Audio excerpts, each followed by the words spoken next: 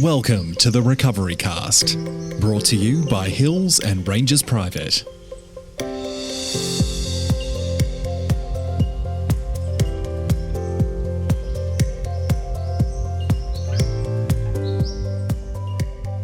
Hello again, and welcome back to another episode of the Recovery Cast, proudly brought to you by Hills and Rangers Private.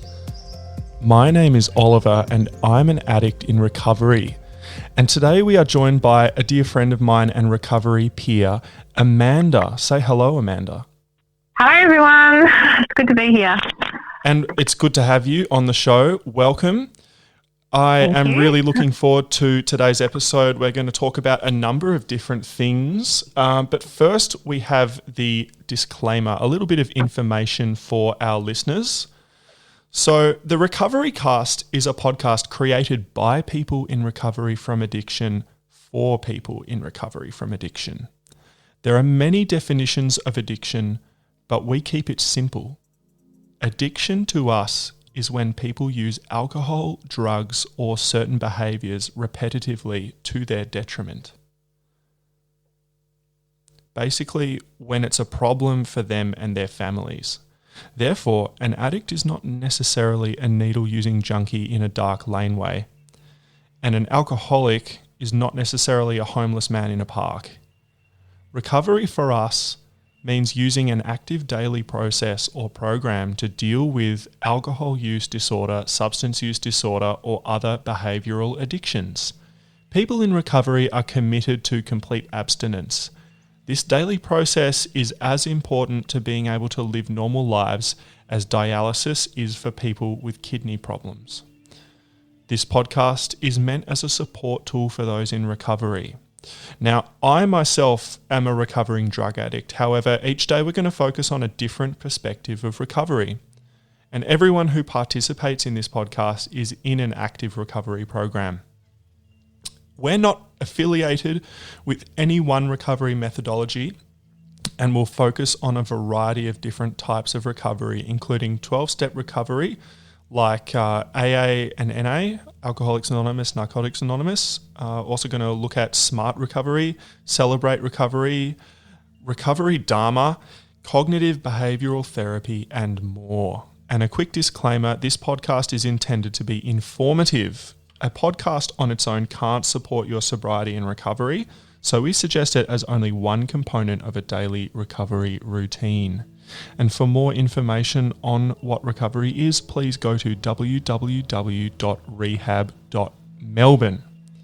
Now, Amanda, we are going to read from today's JFT reading, which is October the 30th, and it's entitled Courage. Our newly found faith serves as a firm foundation for courage in the future. Basic text, page 96. Narcotics Anonymous is no place for the faint of heart. Facing life on life's terms without the use of drugs isn't always easy. Recovery requires more than hard work. It requires a liberal dose of courage. What is courage anyway? A quick look at a dictionary will tell us. We have courage when we face and deal with anything that we think of as difficult, dangerous, or painful, rather than withdrawing from it. So courage means being brave, having a purpose, having spirit. So what is courage really? Courage is an attitude, one of perseverance. That is what an addict in recovery really needs, perseverance. We make that commitment to stick with our program, to avoid using no matter what happens. A courageous addict is one who doesn't use one day at a time, no matter what. And what gives us courage? A relationship with a higher power gives us the strength and the courage to stay clean. We know that so long as we are in our God's care, we will have the power we need to face life on its own terms. Just for today, I have a higher power who cares for me no matter what. Knowing that, I will strive to have an attitude of courage today. So it's pretty interesting stuff. I mean, look, I fully believe in the sort of higher power stuff, but we don't necessarily have to focus on it today. I kind of just think that it really sums it up is that it requires a lot of courage and perseverance to stay in recovery. And I think through working this recovery program and maintaining that sort of all aspects of our recovery is that things do tend to go smoother for me at least. And I know that, I can put that down to a higher power sort of guiding me through my life. But I think, look, life on life's terms comes up regardless. And I just wanted to ask you, what's your sort of COVID, given COVID is happening, what's happening in your life and what's coming up for you, and how, do you have to exercise courage? So that's the sort of question I want to ask. What's going on for you at the moment? Yeah, thanks, Oliver. Well, I mean, it's been, it has been strange times for everyone, and but life goes on, and it's I've had to adapt. But for me, I really found that I've had to, well, not recommit to my recovery, but just make sure that I have a lot of discipline around my what I put into my recovery, and I've had to kind of like redirect some of that because I have a little bit more time on my hands due to some work kind of commitments, being stood down from a job during COVID and finding more time on my hands, being more in my own head. I've had to kind of redirect some of my, my energies and find kind of new ways to focus on my recovery. And it's just been a lot of connection, trying to stay connected to people has been massive, to my network, trying to reach out to other people that I feel like, might need support as well has been massively helpful. Doing a lot of the Zoom recovery stuff, like it's I don't know what I would have done without Zoom. So I keep my routine. I have a routine in the morning where I do readings and meditations and whatnot, and then definitely do at least kind of a meeting a day. Yeah, that's been my routine. Yeah. Well, you heard it here first, is that's what it takes. So life on life's terms does happen. It sounds like, you said you got stood down from your job due to COVID and you've effectively, I said it before, you've made lemonade because, out of the lemons that you've been given because you've stepped up your recovery program, you're doing meetings, you've mixed it up and look, that takes so much courage, and that's exactly what we've talked about is that it takes courage and it takes perseverance, and when things like that happen, it just means that sometimes we do have to step things up and persevere. And for me, certainly, if I don't do that, then I get uncomfortable, and that's when I'm, that's when.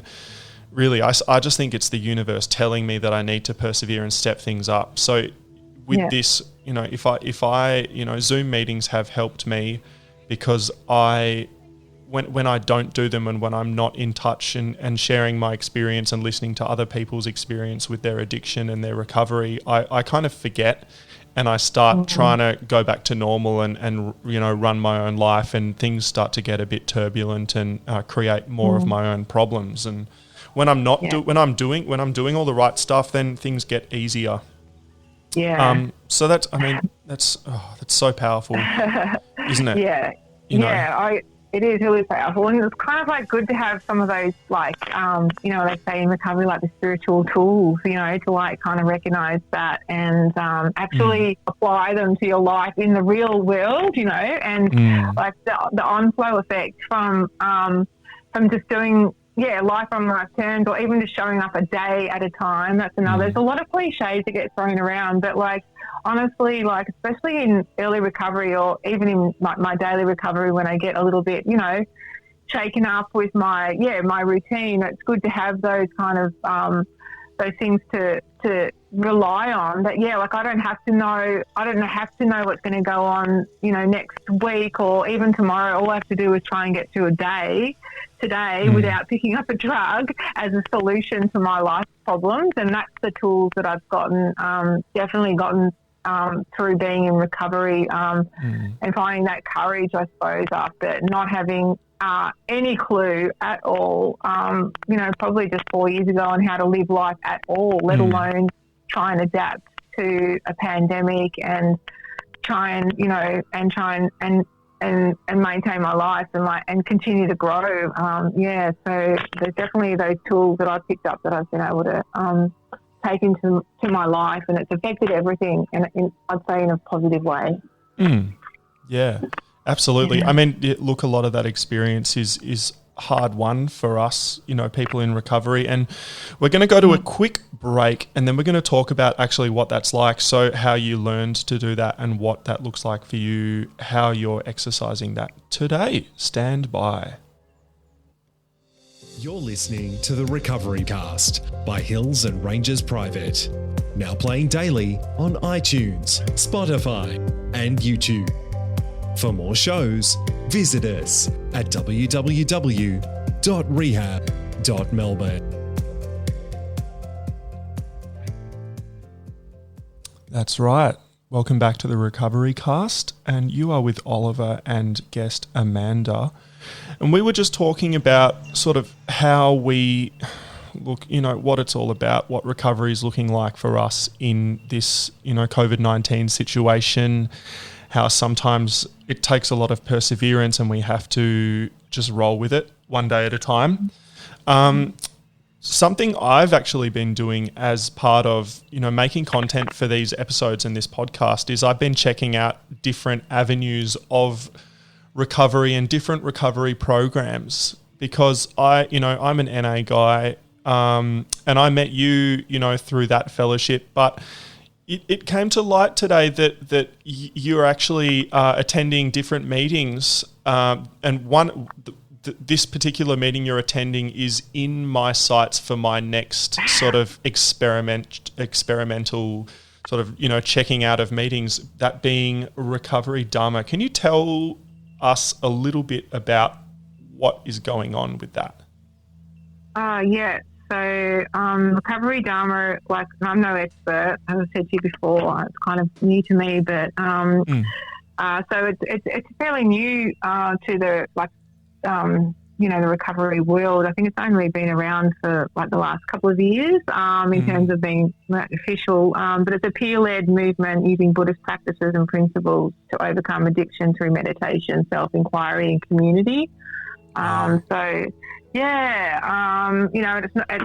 I was saying to you before, it's not religious based, but so we use the Buddhist principles, which I suppose kind of are in line with my NA, my spiritual principles really, but it just gives me some more understanding about the way that I've lived my life and the way I can live my life today. So I just found personally for me that it was very, very much in line with, where I was at now.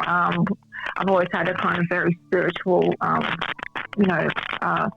lot of spiritual belief, and I feel like, I still had a few unanswered kind of questions. I felt like I had a bit of a gap, my recovery in terms of trying to work stuff out, and really also meditation had become quite an important part of my life, especially in lockdown actually. It just kind of led me to being curious about finding out about other recovery avenues. And so, I just started kind of attending a few of those meetings and found them really in line with what I already believed and my current kind of practice. And it's been really helpful, really, really helpful for me. Awesome. That's so cool. The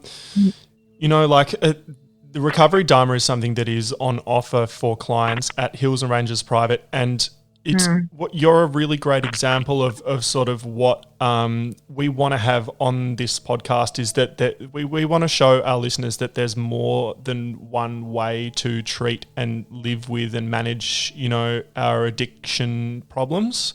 Yeah. And we can't, I can't just come on here and talk about NA the whole time, because really there are so many different ways to do it. And it's, I love the analogy of recovery doesn't have to be sort of like eating the same food every day. You know, you want to go out and enjoy that banquet. You know, you want to try a bit of everything. And I'm really, really looking forward to trying a Recovery Dharma meeting. I've done a Smart Recovery meeting, and I'm going to be doing that weekly as part of sort of just following up and seeing what it's all about. And I'm looking forward to doing that with Recovery Dharma as well, especially because, I mean, meditation, and I've always really found everything to do with sort of Buddhist practice really interesting.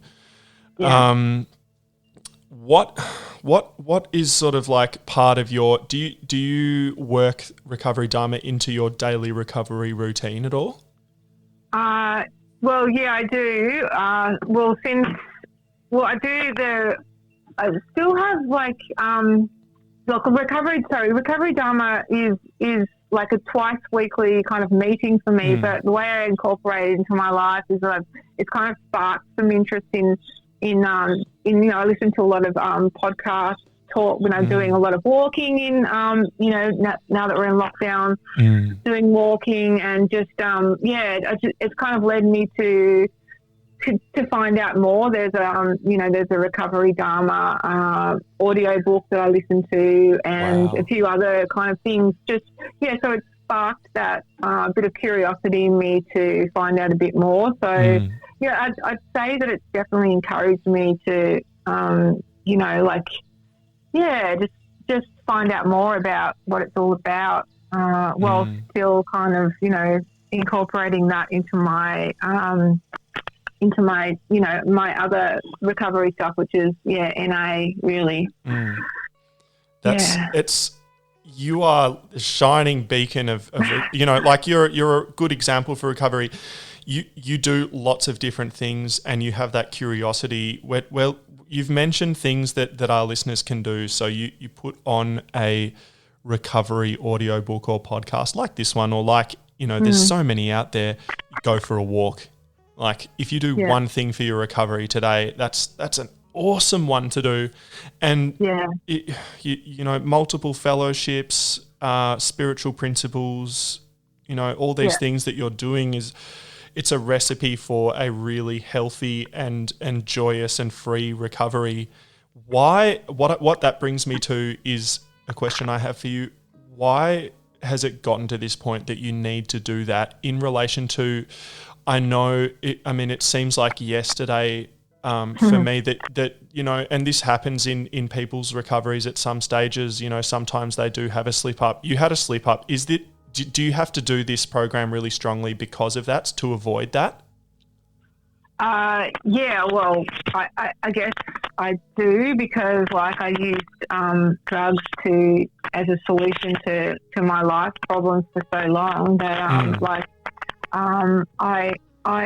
found out it very early on in my first kind of recovery about 4 years ago that I was going to have to probably put in a lot of work if I wanted to get well. I knew that there's one thing to kind of detox from actual drugs, but to try and live life without turning to those drugs again. I was going to have to put a lot of work in to try and get well, and which I've had to do, and it's been a real process, and I found out through this process of and it wasn't easy for me at first, and the whole thing about finding a higher power, it hasn't been easy for me, but I just found that it kind of unfolded as my recovery went on.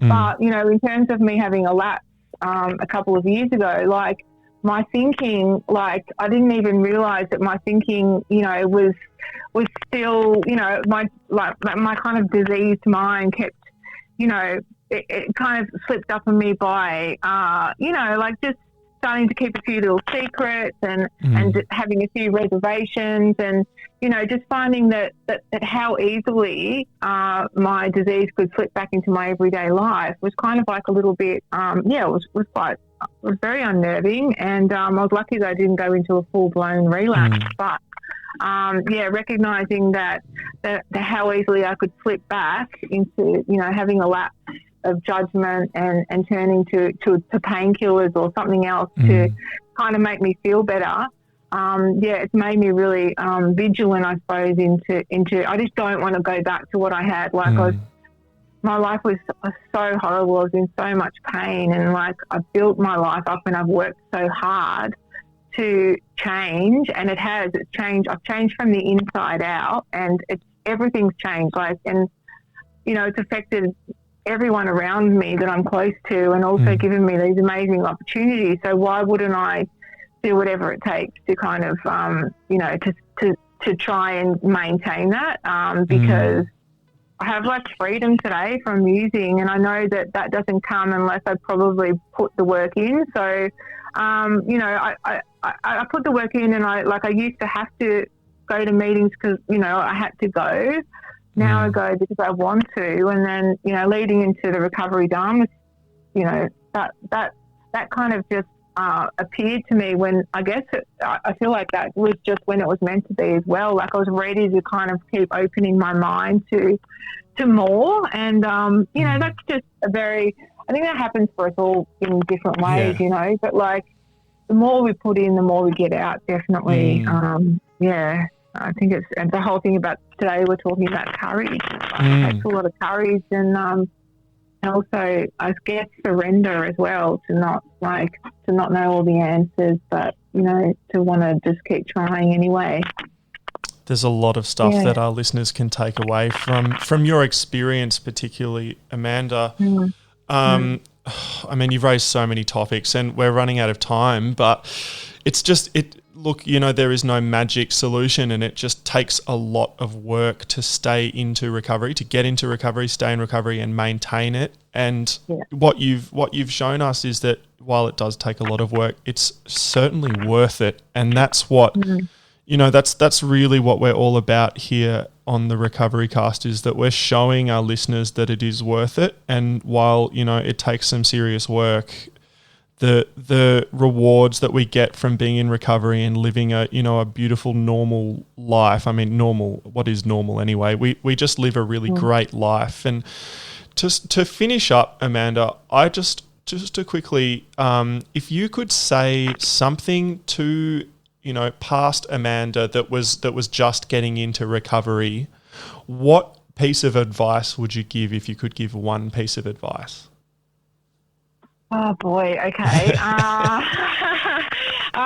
Look, what I think I would probably say to myself, to sit with the uncomfortability, that like to keep going no matter what. Because I think it's really important to acknowledge that like not all days are great, and that's okay. Like that it's okay to not be okay sometimes, and that'll pass.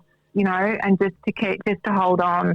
I think that's definitely the advice I would give to myself, which I think I did do, but I struggled with it a bit, but I think that's really good advice. I think I had that given to me. That's great advice. Well, look, Amanda, it's been a real pleasure to have you on the show and share your experience. Thank you so much. Thanks, Oliver. Thanks, everyone. Good luck. Awesome. Yeah, well, we all certainly need a bit of luck too. Look, thanks for listening to another episode of the Recovery Cast.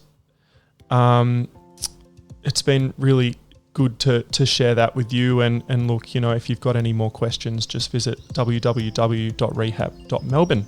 Thanks for listening. We'll see you tomorrow.